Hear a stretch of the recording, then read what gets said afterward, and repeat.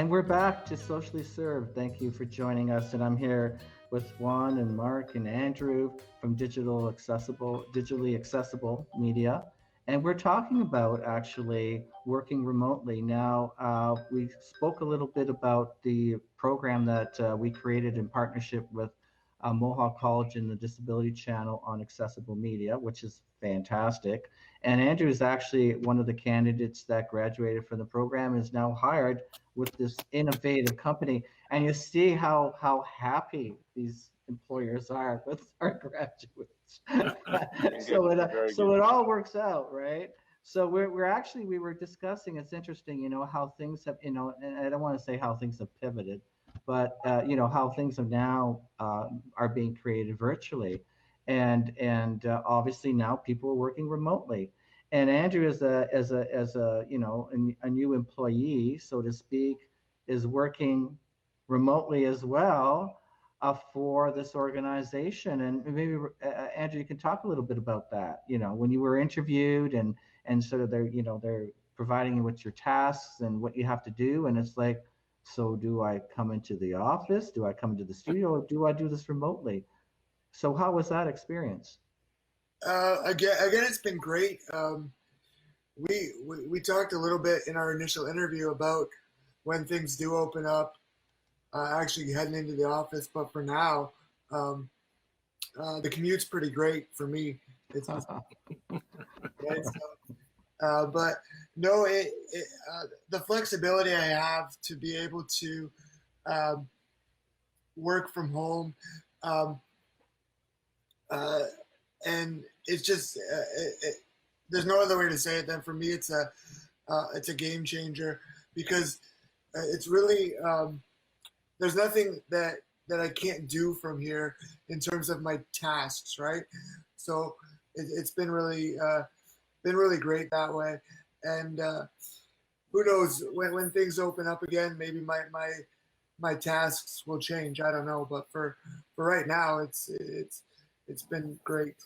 That's excellent to hear. And and that's the flexibility, right? You can still do your job remotely. And I know Juan and Mark, when you started your company too, I think the majority of your staff that you employ previously were working remotely anyway, We're right? fully remote. We are fully remote, right? So we have people over Canada.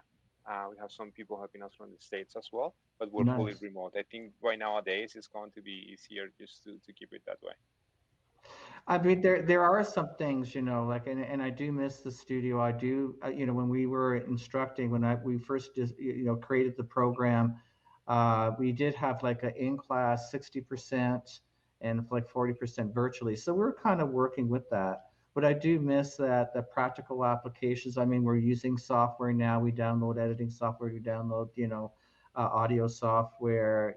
We're still interacting with the students, but sometimes there's that little piece that's you're missing that. And Social just aspect. coming to the studio today, and it's like, well, there's nobody here, but but I'm going to do my interview here anyway, so that's okay. And things are going to change. But it's interesting. We learn how to work better, more efficiently, and it's always that we're always adapting, right? And businesses have to learn how to adapt that way too. So there's a lot of best practices that we learn from these situations, and how to work, and ways to work. It has been interesting times. But it's your company. I mean, that's great. Like, you started remotely. I think that's wonderful.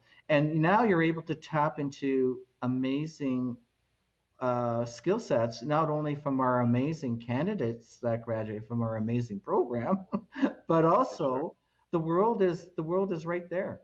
You can Yeah. you can search anybody, right? I mean, so that's an advantage too.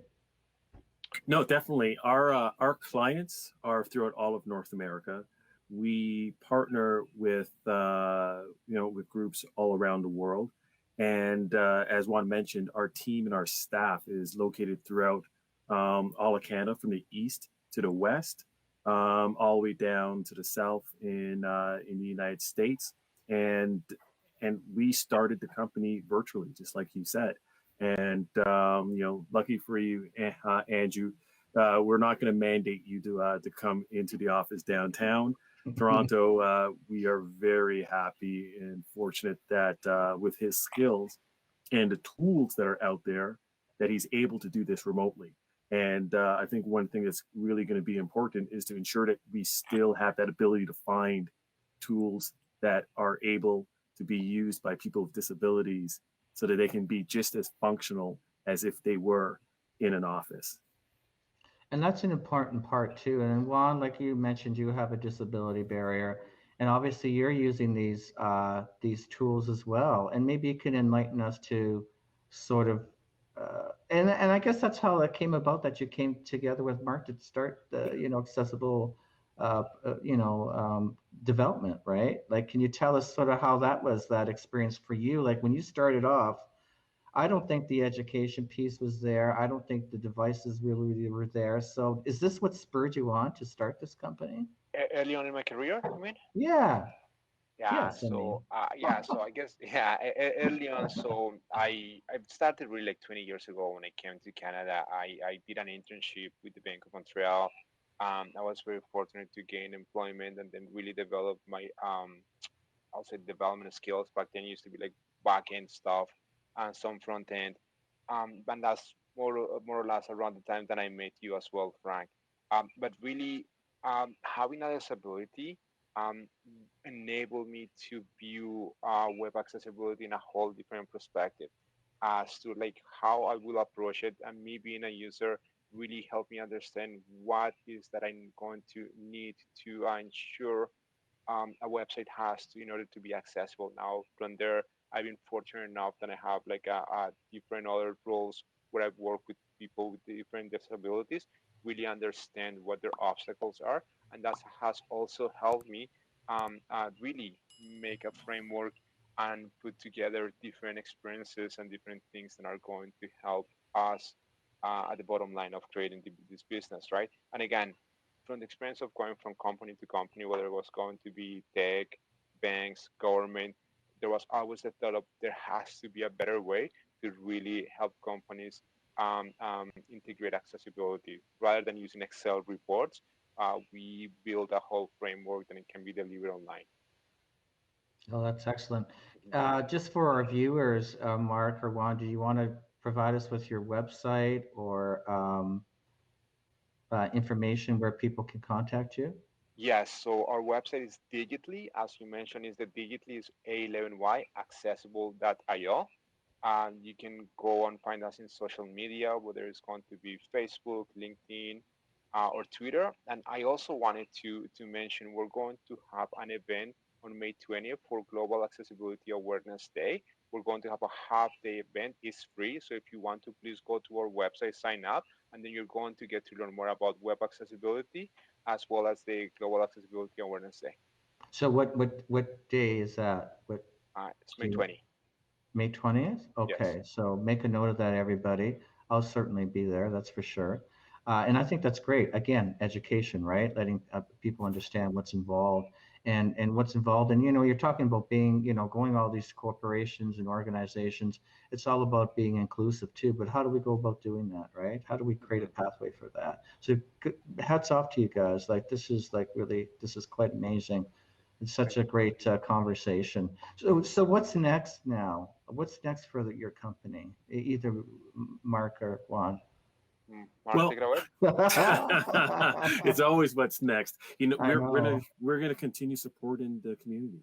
We're gonna continue in trying to ensure that that accessibility inclusion is not an afterthought. For organizations, we know that there are a lot of champions within different organizations, and we want to be able to help them reach the other stakeholders within their groups, their companies, their orgs. And from a personal and professional standpoint for digitally accessible, we are growing. We are growing our internal family.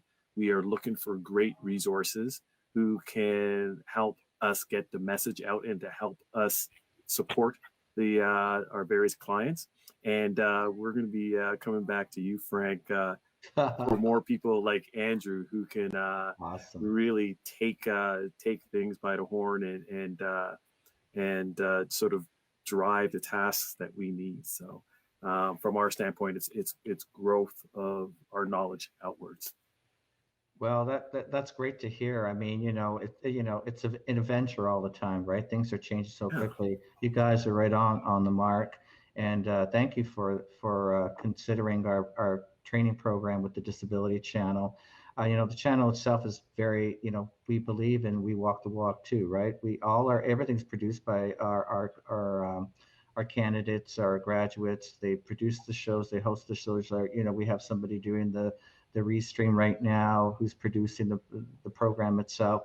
So we really believe in being inclusive and providing those skill sets that people need to transition into employment. That's so important.